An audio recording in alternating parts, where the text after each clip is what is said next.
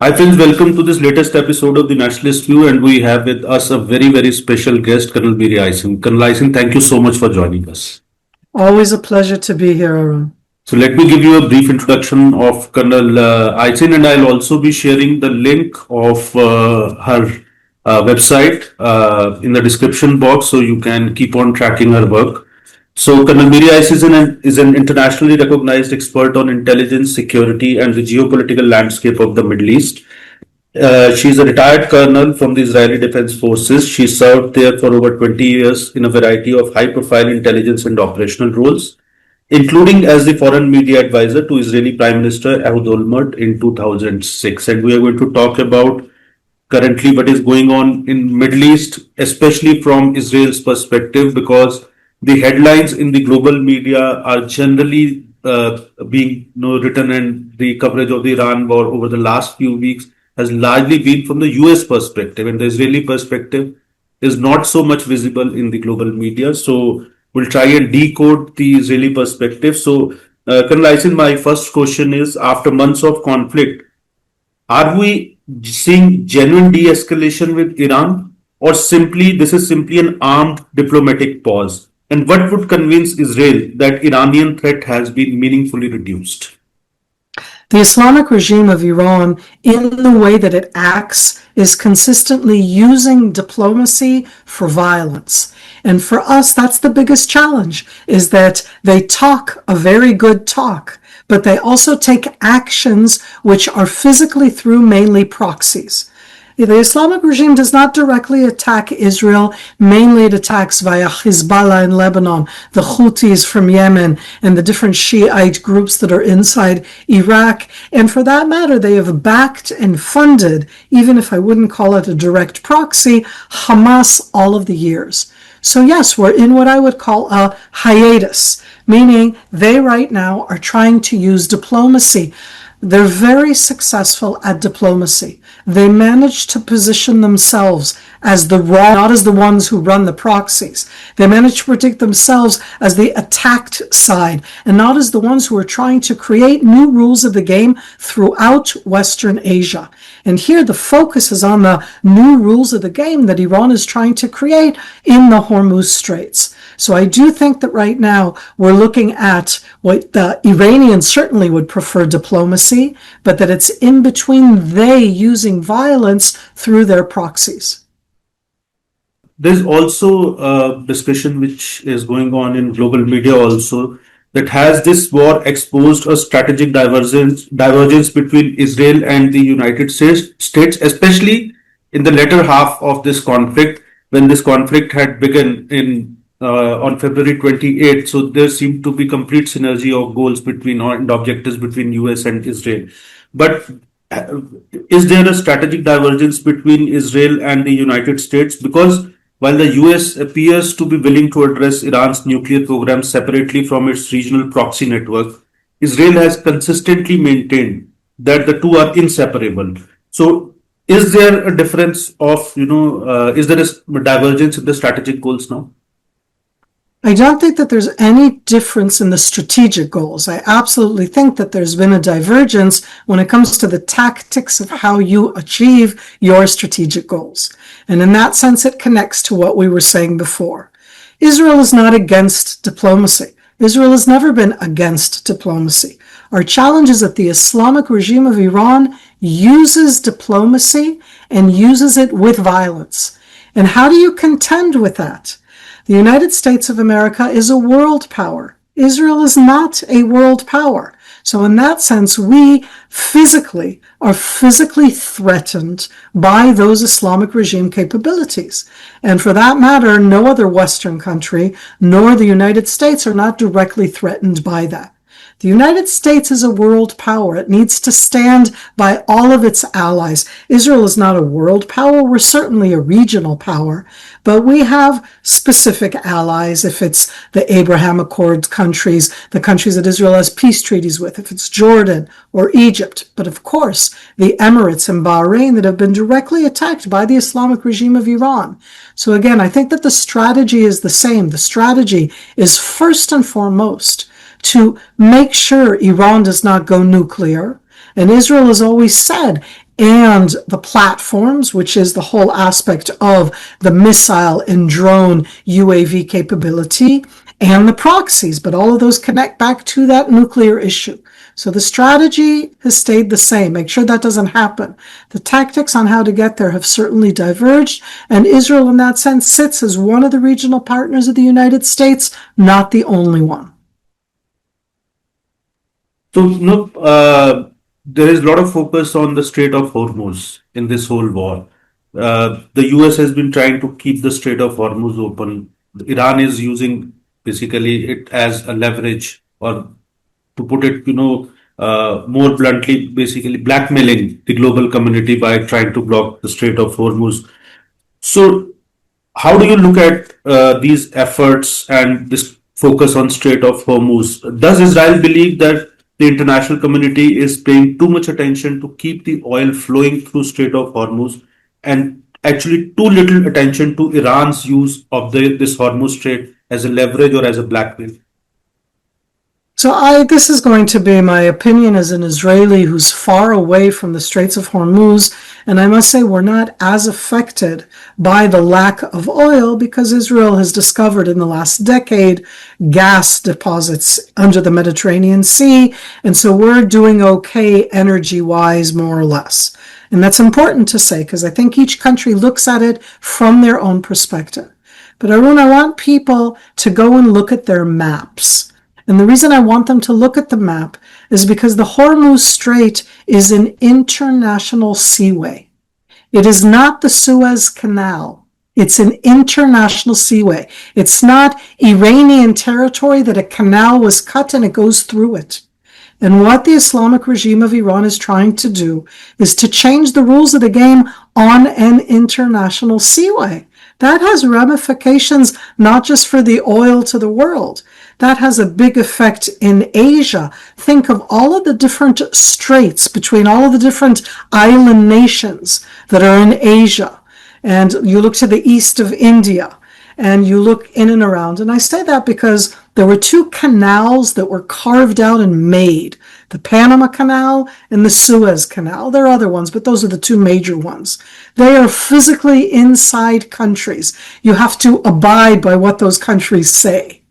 But when it comes to the Hormuz Strait, Iran is trying to change the rules. And that goes back to the issue of they're using diplomacy, but they're using it in a violent way. They're trying to diplomatically, as if by dialogue, change the rules of the game. It's half mine, half Oman's, or half mine, half the Emirates, because the Emirates and Oman are both on the southern side of the strait itself.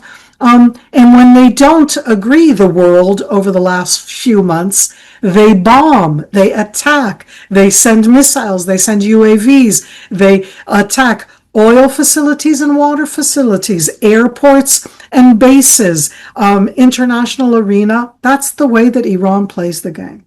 So I think that it's not just about the oil. It's about changing the rules of the game, because if they manage to do so, it really does have implications worldwide. Let's talk a little bit about Israel and Lebanon, and as they are engaged in indirect talks, even as tensions persist along the border. And so how significant are these negotiations, and do they offer actually a realistic path to long-term stability in another part of Israel? So I want to remind everybody that distances are different here. I'm sitting in Tel Aviv. I'm an hour and a half's drive from the Lebanese border.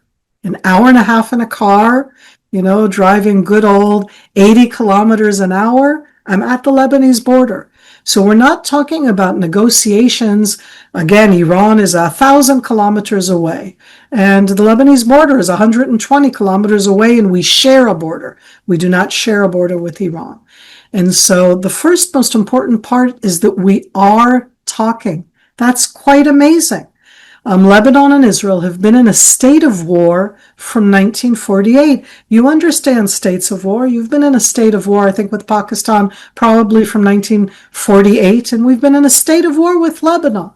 And so having negotiations, having diplomacy is a very important part. The most important part connects to the Islamic regime of Iran. Because who is at the table?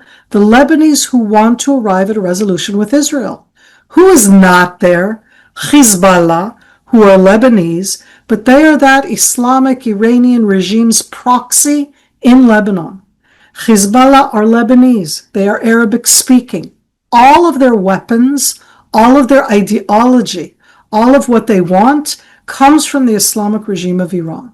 So I want to emphasize how important the negotiations are, because it's sidelining that Lebanese factor that's saying let's be allies with the Islamic regime of Iran or let's be allies with anybody else.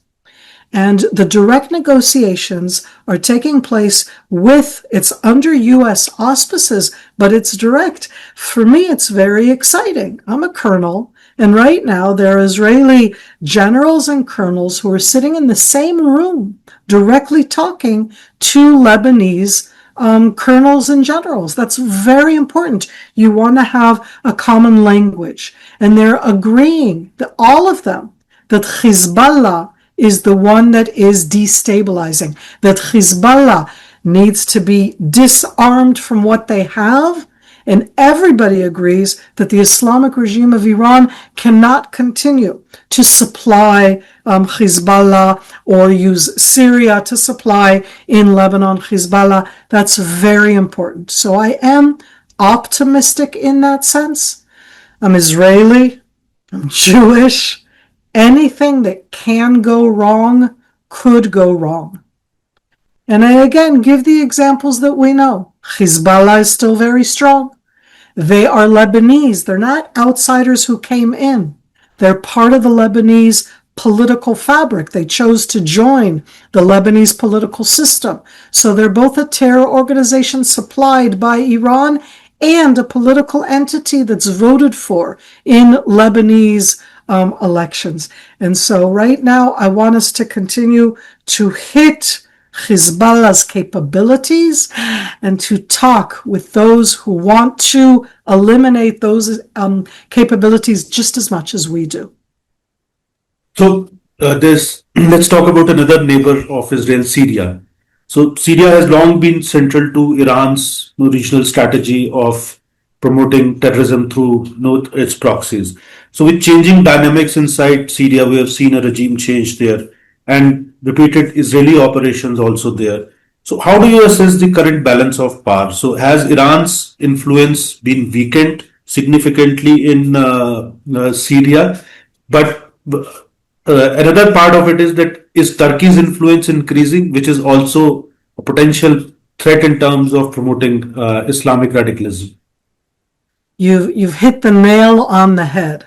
There's no question whatsoever that the Iranian Islamic regime's influence has decreased. When I say decreased, it's almost non-existent. And this is going what I call 180 degrees. This is very dramatic.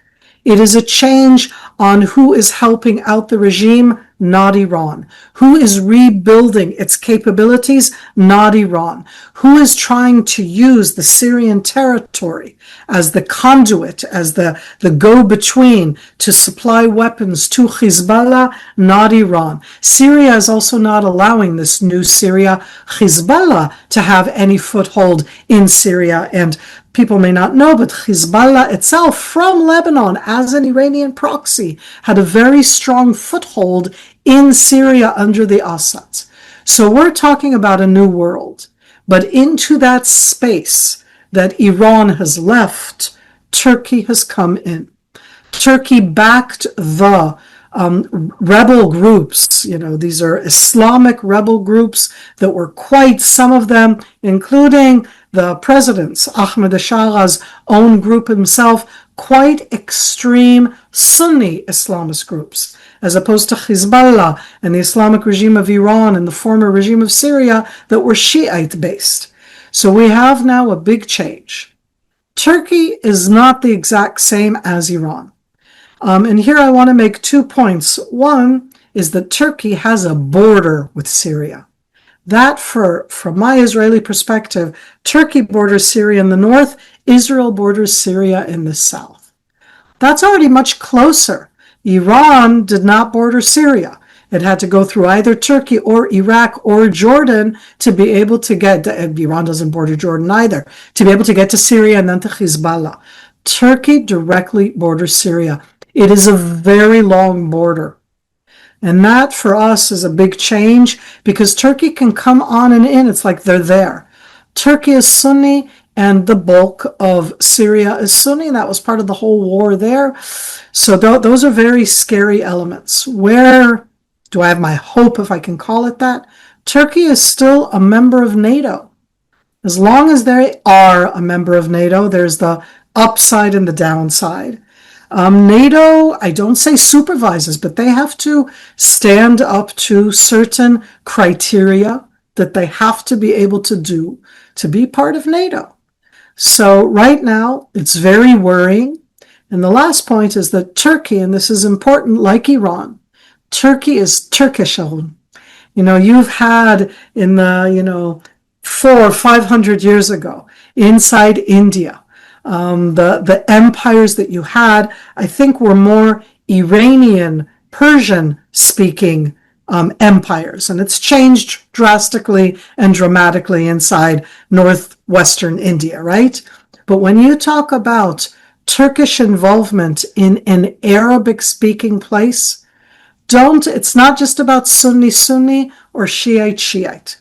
It's also about the Turkish Arab, or for that matter, the Persian Arab. So the Persian Iranians right now are very much trying to impact a lot of the Arab-Persian Gulf. This Turkey that's trying to bring in its Sunni breed, I'm wary, I'm worried. Biggest challenge that I'll end with when it comes to Syria and this new regime and this change from Iran to Turkey is that Turkey right now is really the official host of Hamas leadership. And that combination of Hamas, Turkey, Syria, to me reminds me too much of Hamas, Iran, Syria. That worries me a lot. So you talked about Hamas. So what exactly is the current situation in Gaza? And with, as you mentioned, Turkish support to Hamas. So has Hamas been significantly degraded so much that it cannot become a long-term security challenge for Israel? Or do you think that it still retains that capacity to regroup and become a security challenge to Israel? So there's a difference between what we would call security. Hamas is incredibly weakened when you talk about their military terror might. But when I say military terror might, being a terror army, I strongly, and I'm always wary of saying things emphatically, they cannot do an October 7th attack. People should go and look and see what they planned, what they executed, the barbaric attack of October 7th, that they cannot do. They still have weapons, they still, much less, but they still have the terror capability, and stronger than that, they certainly still have the ideology. I think that all of us, I think that in Asia, much more than Europe, or the United States or America in general today, I think we understand when we talk about ideology and that ideology matters. And where you live in India, you understand that ideology is of importance, and ideology can be more important than other things. And Hamas is an ideology. For me, it's a horrific ideology. It calls for my annihilation for its existence. And that we have not destroyed. I'll even say that the adverse aspect of any military action that we take against any terror organization, and this is true in general, is in a flip way, it strengthens them ideologically because it shows for them that they're the victim, that they're the oppressed. And so I think that Hamas still exists. I still think that they are a terror threat. I do not think that they are a military October 7th threat. And as time goes on, if the Gaza Strip is not rebuilt, it's a countdown to another October 7th. So you have a really big decision to make here, which is like, it feels like lose-lose. After everything that Hamas did, not the people of Gaza, but that after Hamas did, if we don't rebuild the Gaza Strip, it'll happen again. But why should we rebuild a place that did what they did on October 7th? And so within that dilemma, we live right now. The international community is slowly going forward. There has been a ceasefire, and it's a ceasefire. This is what a ceasefire looks like. It's not peace yet, but in this ceasefire, pretty much from October of last year, that's a very long time. You don't have open war. It isn't the conflict. It isn't the same kind. People like to highlight there's been reconstruction. When I say reconstruction, that means they're not in tents. They're in mobile homes. Okay, again, and most of the people are still in tents. It isn't an easy situation there. There isn't any hunger. That doesn't make it a happy place. There are classrooms. That doesn't mean it's inside, and again, it's been redone up to a very certain point. But it has to get past that. And that's where we are right now, making that decision. That brings us to our last question, that looking ahead, what do you see as Israel's biggest strategic challenge? Is it Iran's nuclear ambitions, Hezbollah on the northern border, the future of Gaza, as we have just discussed, or the broader reshaping of the Middle East? I think that Israel is here and here to stay. And what's happened in the last 3 years is that into everything else, the question of Israel's right to exist has come back to the table. And that needs to be off the table. We're here, and we're going to be here in another 10 years and another 20 years. And I say that because the different challenges that you put up, each on its own is a huge one. I think that our challenge is to see the different problems, arenas, and to address them so that our international strategic alignments are ones that help us to contend with that. And October 7th, as horrific as it was, if that didn't destroy us, and then Hezbollah daily attacking us, and then Iran, we've managed to withstand all of those and at the same time, we're here. Our challenge right now is really in our international standing. And here I want to call out and say that for me, talking to my Indian national friends makes us stronger in a positive way, because it's about recognizing that countries that were established in 1947, 1948, and we have that in common, that there had been British rule, British colonial rule for that matter, and we have that in common, and we're still at war, and I say that sadly, and we have that in common, and we have majorities and minorities, and we have that in common, and as I say, we're here, you're here, and we're going to continue to face this. I think that as an existential threat, I'm still most worried about a nuclear Iran, because if they go nuclear, the world changes. India, Pakistan look at each other. Who is Iran going to look at? It's a very scary thought. But because the Islamic regime itself has also been weakened, and in its weakening, it's like a dog in a corner. It becomes, scarier in its own way, or an animal in a corner. So I look forward to our thriving and to our growing. And I see our challenges as being that domestic aspect and looking out into the world. And I hope that we'll all be able to face this with allies that we strongly feel stand together in times of crises. Thank you, Colonel Eisin. Pleasure and a privilege, as always, to have you on our show and decode such complex issues. And we hope to host you back soon again. And thank you, viewers, for watching. Thank you once again. Thank you all so much. Bye-bye.